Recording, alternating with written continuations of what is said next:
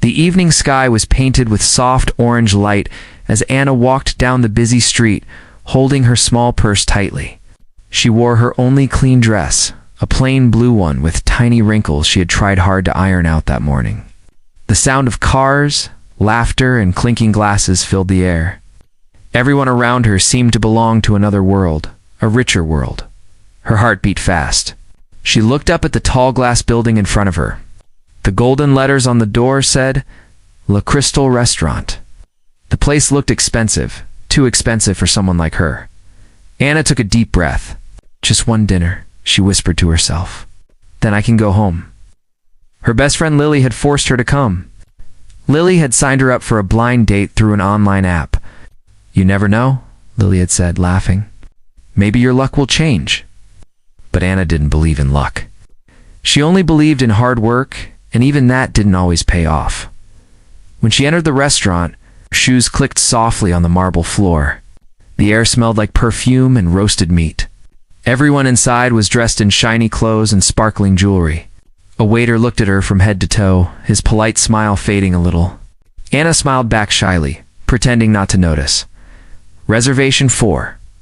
Mr. H, she said, her voice almost shaking. The waiter's eyes widened for a second. Oh, Mr. H. He paused, then quickly nodded. Yes, please, follow me. There was something strange in his voice, a mix of surprise and respect. Who was this Mr. H? She wondered. Anna followed the waiter to a table near the window. The city lights glowed outside like 1,000 tiny stars. She sat down slowly, feeling smaller and smaller with each passing minute. She touched her hair nervously, wishing she had worn something better. Her reflection in the window looked tired, dark circles under her eyes, a smile that tried to hide worry. The waiter poured water into her glass and walked away. For a few moments, everything was quiet. The people around her talked softly, laughing, sharing stories about business, holidays and things she could never afford. Anna looked down at the menu. The prices made her eyes widen. How can food cost this much? She thought. She smiled to herself bitterly. That's when she whispered, so softly that even she could barely hear it. I don't belong here. But just as the words left her lips, she heard the sound of the restaurant door opening behind her. The chatter grew quieter. The waiters straightened up quickly, as if someone very important had entered. Anna turned her head slightly and froze. A tall man walked in, wearing a black suit that looked like it was made just for him. His eyes were sharp, calm, and confident. Everyone seemed to know who he was. They nodded, greeted him with respect. The manager himself came forward to welcome him. For a moment, Anna thought she must be mistaken. That couldn't be her blind date. He looked too powerful, too rich, like someone from another universe. The man looked around the room and his gaze stopped on her. Their eyes met for a second, and Anna felt her heartbeat skip. He started walking toward her table. Each step echoed softly on the marble floor. Miss Anna, he said, his voice deep and calm. She stood up quickly, almost knocking over her glass. Why, yes, that's me. You must be Mr. H. He smiled faintly. Harrison, he said, but you can call me Henry. Anna tried to smile back, but words didn't come. She couldn't understand why this man, this CEO-looking stranger, would want to meet her as he sat down. The waiter rushed over with 2 glasses of wine, bowing slightly. The whole restaurant seemed to watch them for a moment before pretending not to. Anna looked down again, her fingers trembling slightly. Maybe Lily gave the wrong name, she thought. Maybe I shouldn't be here at all. But then Henry said something that made her look up again. You look just like her, he whispered. Like who? Anna asked softly. He didn't answer. He only smiled, that strange, unreadable smile. Outside, thunder rumbled in the distance. Inside, silence filled the table between them. And for the first time that night, Anna realized this dinner was not just a blind date. It was the beginning of something much bigger. Henry's eyes stayed on Anna longer than they should have. He looked calm, but something in his gaze carried both surprise and confusion, as if he was staring at a ghost from the past. Anna tried to avoid his eyes, pretending to study the menu again, though her hands slightly trembled. Would you like to order something? Henry's voice was smooth, deep, and polite, the kind of voice used to giving instructions. Anna smiled awkwardly. Maybe just coffee, she said quietly. The waiter nodded and disappeared, leaving them in soft silence. Outside, the city lights danced through the glass walls of the restaurant. Inside, everything felt too bright, too shiny, and too far away from her world. Henry leaned back in his chair, still studying her. So Anna, he began, you're a teacher, right? She nodded quickly. Yes. I teach kids in a small public school, mostly reading and writing. It's not much, but I love it. Not much? Teaching is everything. His words surprised her. Most rich people she met before looked down on teachers. They thought education didn't matter, only money did. But this man spoke differently. Trying to calm herself, Anna asked softly, And you? What do you do? Henry's lips curved into a faint smile. I run a company. We build educational software mostly for schools. Anna blinked. Oh, that's interesting. But deep down, she was shocked. A company like that could change lives. She had once dreamed of giving her students better learning tools, but she never had the money. Henry noticed the quiet excitement in her eyes. For a second, his hard face softened. You care about your students a lot, don't you? He asked. Yes, Anna said with a small smile. They're like my family. Sometimes I forget my own problems when I see their little faces trying so hard to learn. There was warmth in her voice that made Henry's expression change again, A strange mix of guilt and admiration. He looked down at his watch. Pretending to check the time? You remind me of someone I once knew, he said slowly. Anna raised her eyebrows. Really? Who? He hesitated. Someone. Important. But she's gone now. Anna wanted to ask more, but the sadness in his tone stopped her. Instead, she looked down at her coffee cup and whispered, I'm sorry. Henry gave a small nod, then looked at her again. You said earlier I don't belong here. Why? Anna froze. She hadn't realized he'd heard her. Oh, I just meant, this place is too fancy for me, she said quickly, embarrassed. I'm not used to restaurants like this. Henry leaned forward slightly, his eyes kind but curious. Why do you think you don't belong in places like this? Anna smiled weakly. Because people like me don't. I live in a rented room with peeling paint. I take the bus every morning. I fix my shoes with glue. And the only perfume I wear is chalk dust. Henry didn't laugh. Instead, his expression turned serious. Maybe you belong here more than anyone else, he said. Anna looked at him, unsure if he was teasing her or telling the truth. But before she could reply, a sudden sound interrupted them. The sharp crash of glass breaking somewhere behind. Everyone turned their heads. A waiter had dropped a tray, his face pale as he looked toward Henry's table. Are you okay? Anna asked softly. The waiter nodded quickly, but his eyes darted nervously between Henry and the broken glass. Something about Henry clearly made everyone nervous. As the noise faded, Anna leaned closer and whispered, People seem scared of you? Henry smiled slightly. No, he said quietly. They just remember... Remember what? He didn't answer. Instead, he took a slow sip of his drink and said, Tell me something, Anna. Do you believe in second chances? The question caught her off guard. Second chances. I don't know, maybe. But not everyone gets them. Henry's eyes softened.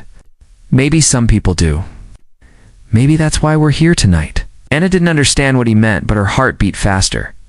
Outside, rain began to fall, tapping softly against the glass. The city lights blurred like watercolor. Inside, the air grew quiet again, heavy with words unspoken. Anna looked at him and thought, Who is this man? And why does he look at me like he's known me forever? Henry's phone buzzed. He glanced at it, frowned, then looked back at her. Anna, he said carefully, there's something I need to tell you, but not here. She stared at him, confused. What do you mean? He stood up slowly, leaving money on the table. Come to my office tomorrow, please. I'll explain everything. And before she could ask another word, he was gone, leaving behind the sound of rain, an untouched coffee cup, and a heart full of questions. That night, Anna couldn't sleep. The city outside was quiet, but her mind was loud. Henry's words echoed again and again. Maybe that's why we're here tonight. What did he mean by that? And why had he asked her to come to his office? She turned in her small bed, staring at the cracked ceiling of her tiny room. The fan made a weak, slow sound above her head. The walls were thin. She could hear her neighbor's TV through them. It was just another poor night in her poor life, except now. Her thoughts were full of that man in the black suit. She looked at the picture frame beside her bed, a faded photo of her mother smiling in front of their old village house. Her mother's health had been getting worse each month. Medicine was expensive, and Anna's teacher's salary barely covered rent and food. Every evening, she skipped dinner so her mother could eat better. Her eyes filled with tears as she whispered, "I'm trying, Mama. I really am." The next morning, she woke up early. The sun was soft and cold, shining through her broken curtain. She made tea and packed her worn-out notebook, the one she used to plan lessons for her students. Her small room smelled like chalk and detergent. On her way to school, she passed through narrow streets, greeting children running barefoot. "Good morning, Miss Anna," they called out. She smiled and waved back. These children were the only reason she still smiled every day at school. The paint on the walls was peeling and some desks were broken, but Anna didn't care. She loved teaching. The sound of her students reading loudly, making mistakes, laughing, it gave her a reason to keep going. "Miss, will you tell us a story today?" a little girl named Mira asked. Anna smiled. "Only if you promise to finish your homework first." They all giggled. For a moment, everything felt normal, peaceful, even beautiful. But when she saw the empty chair at the back of the room, her smile faded. That seat belonged to a boy named Arjun, one of her brightest students. He hadn't come to class for 3 days because his family couldn't afford the bus fare anymore. That reality broke her heart every time. So, that afternoon, she walked miles under the hot sun to Arjun's small house in the slums. She gave him her last 200 rupees for the week and said softly, "Promise me you'll come back to class." The boy nodded, eyes full of tears. "Thank you, miss." When she walked home that evening, her shoes were soaked with dust, but her heart was light. She had done one good thing that day. Later, as she sat by her window, she thought again about Henry. Why did someone like him want to meet me again? She wondered, maybe it was just business. Maybe he wanted her to teach in his company school. Or maybe he had another reason. She opened her old diary and wrote slowly, "Sometimes the world gives you strange chances. Maybe this is one of them." The next day, she wore her cleanest clothes again, the same blue dress, and took a bus across the city. Her hands trembled slightly as she looked out the window. The city looked rich, fast, and far from her world. When she reached the tall glass building with Harrison Group written in gold letters, she froze. The guards looked formal. Everyone walking inside wore suits and shiny shoes. She took a deep breath and whispered to herself, "You can do this." Inside, the elevator doors closed behind her with a soft ding. Her reflection looked nervous. "You belong here?" she whispered, trying to believe it. When she stepped into Henry's office, her eyes widened.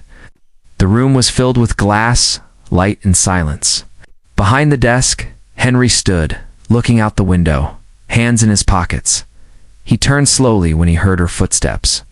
"You came," he said. "Yes," she replied softly. "You said you'd tell me something." Henry studied her face for a moment, then walked to a shelf and picked up a photo frame. He placed it on the desk between them. Anna looked down and gasped. It was a photo of a young woman, smiling, beautiful. And wearing the same blue eyes as Anna, Henry's voice broke the silence. "She was my sister," he said quietly. "And you look exactly like her." Anna froze, her heart beat loud in her ears. "Why?" she whispered. "Why do I look like her?" Henry looked down, pain in his eyes. "Because Anna," he said slowly, "you were the reason she died." The room fell silent after Henry's words. The ticking of the wall clock suddenly felt louder, heavier, Anna stood frozen, staring at him in disbelief. "What did you say?" she whispered, her throat dry. "Your sister died because of me?" Henry didn't answer right away. He looked down at the photo frame again, his eyes soft but full of old pain. "Her name was Emily," he began quietly. "She was kind, full of life, and she always wanted to help people. 5 years ago, she was driving home from a charity event when she saw a small accident on the roadside. A bus had hit a girl, a young school teacher trying to save a child who had fallen on the road." Anna's breath caught. A bus? Her mind went blank for a second. She remembered flashes, screams, pain, and a woman's hand pulling her out of danger. Henry continued, his voice calm but heavy. "That girl was you, Anna, and the woman who pulled you away was my sister. She saved you, but she didn't survive." Anna's knees felt weak.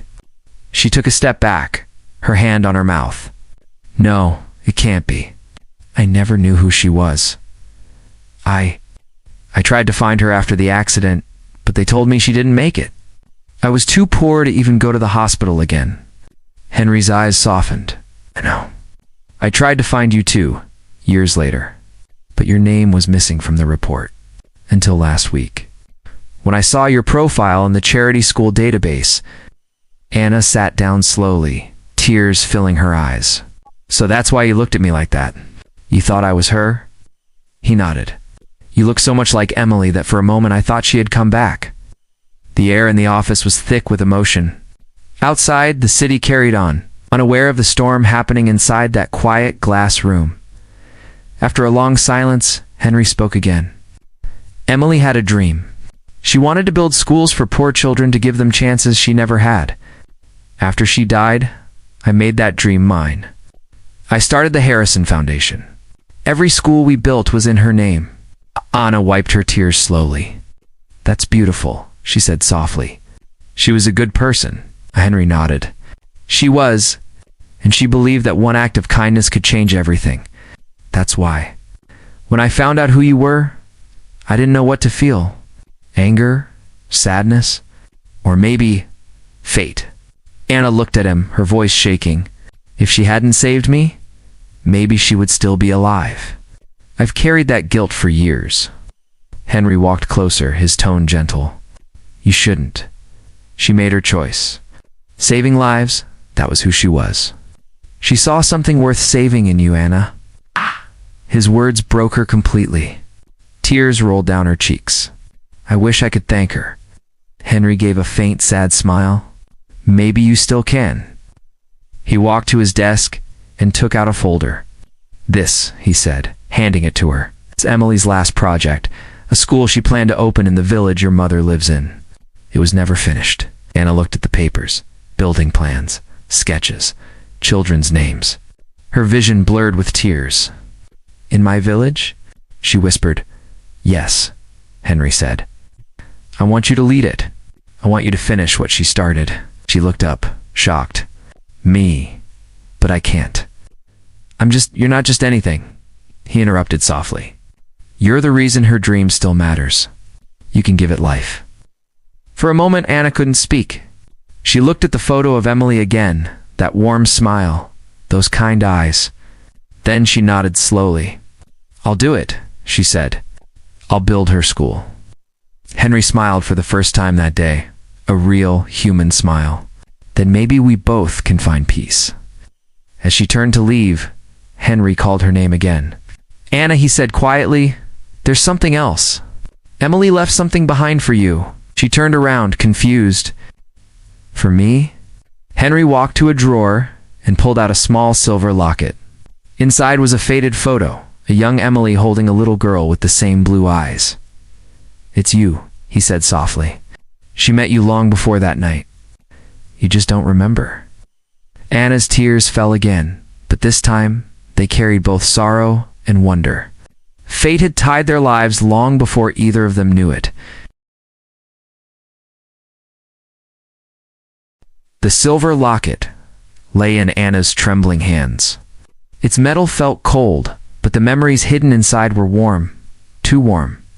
The tiny picture of Emily holding a little girl looked back at her like a message from another lifetime. "I don't remember this," Anna whispered.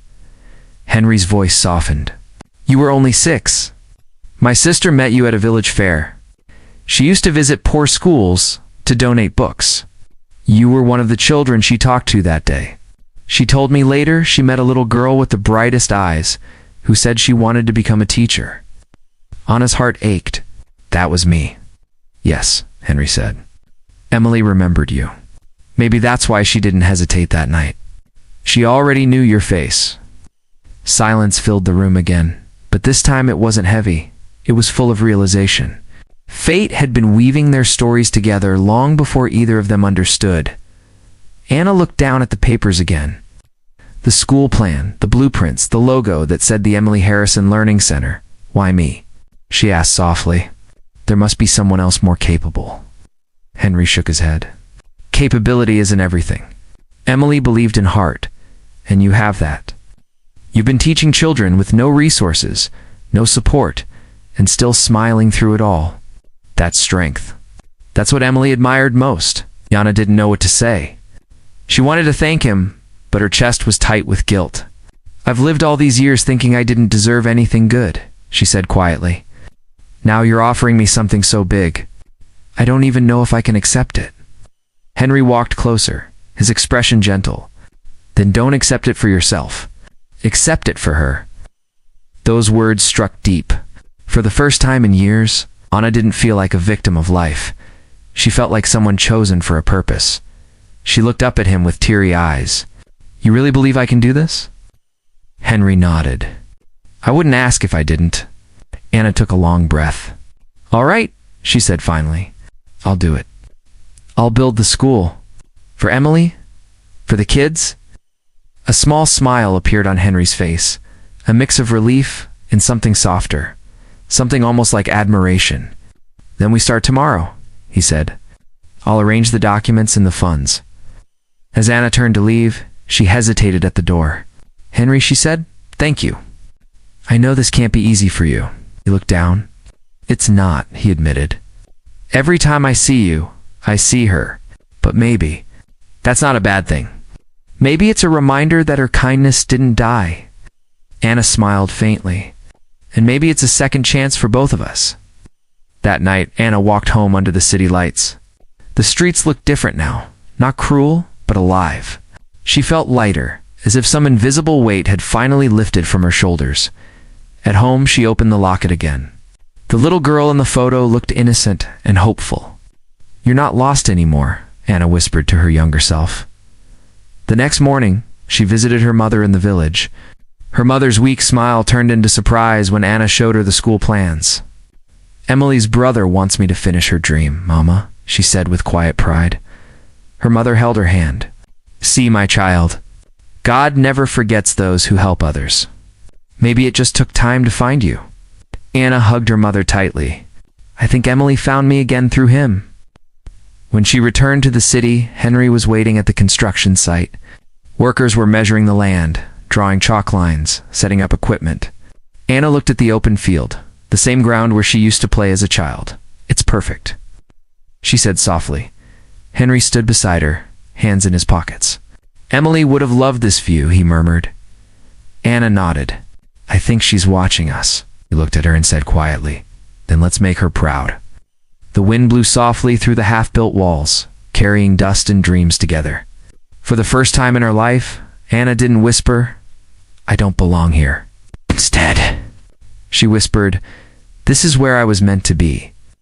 But deep inside, she still wondered, why did Henry's eyes hold so much sadness every time he looked at her? There was still something he hadn't told her, and the truth, when it came, would change everything again. A month later, the land that was once empty began to change. Bricks stacked neatly. Children ran around the site, laughing as the workers waved. The sound of hammers and saws mixed with bird song. The Emily Harrison Learning Center was finally becoming real. Anna walked between the half-built walls every morning. Her notebook in hand, her heart filled with new purpose. Her blue dress fluttered in the warm breeze. The same dress she once felt ashamed of now felt like her lucky charm. Henry visited the site often. But every time he came, he seemed quieter. He watched Anna talk to workers, check progress, and teach the village kids after hours. Her energy, her laughter, her kindness, everything reminded him of Emily. One evening, as the sun painted the sky gold, Henry stood by his car, watching her from a distance. She was teaching a group of children how to write their names in English. The chalk dust floated like stars in the air. He smiled softly. "You really were right, Emily," he whispered. "That girl was meant for something special." Anna turned and saw him standing there. "You're early today," she said, walking over. Henry nodded. "I couldn't stay away." They both smiled, but then Henry's face grew serious. "Anna, there's something I haven't told you yet." A heart skipped. "What is it?" He took a slow breath. "After Emily died, she left a letter. I found it only a year ago. It was addressed to you, to me." Anna blinked. "But how?" "She wrote it the day she met you at the village fair," Henry said. "She kept it, planning to visit you again. I never delivered it, because I didn't know who you were until now." He handed her a small brown envelope, edges worn with time. Anna held it carefully, her fingers shaking. She opened it slowly. Inside was a simple, handwritten note. "Dear Anna, you may not remember me, but I met you today. You said you wanted to be a teacher? I think you will be one of the best. When the world feels unfair, remember, kindness always finds its way back. Never stop believing in your heart. One day, it will lead you home." Emiliana's eyes filled with tears. The paper trembled in her hands. "She believed in me even when I was just a child," she whispered. Henry looked away, his voice thick. "She had a gift for seeing people's hearts. She saw yours long before I did." For a long moment, neither of them spoke. The sound of the wind through the half-built school was the only voice around them. Then Anna smiled through her tears. "I think I understand now. This school isn't just her dream. It's mine too." Henry nodded slowly. "Maybe that's why fate brought us together again." Days turned into weeks. The school walls rose higher, the roof was added, and the signboard was painted, "Knowledge is light." The opening day, the whole village gathered. Children carried balloons, parents brought flowers, and even the sky seemed to shine brighter. Anna stood on the small stage, her heart racing. Henry was beside her, silent but proud. She looked at the crowd, her voice trembling but strong. "Years ago, I thought I didn't belong anywhere. But today, I understand belonging isn't about money or class. It's about love, purpose, and kindness." The crowd clapped, and Henry smiled, that same proud smile his sister once had. When the ribbon was cut, the children rushed in, cheering. Anna watched them run into the bright new classrooms. Tears rolled down her cheeks, but this time, they were tears of joy. Henry walked closer, his voice gentle. "You did it, Anna." She looked up at him, smiling. "We did it," he nodded. "Emily would have been proud." Anna touched the locket around her neck. "She is," she said softly. "I can feel her here." As the evening sun dipped behind the school, Henry turned to her. "What will you do next?" Anna looked at the children, then at the horizon. "Teach," she said simply, "and never stop. Then I think you've finally found where you belong." Anna looked at him, eyes shining. "Yes," she whispered. "I belong here."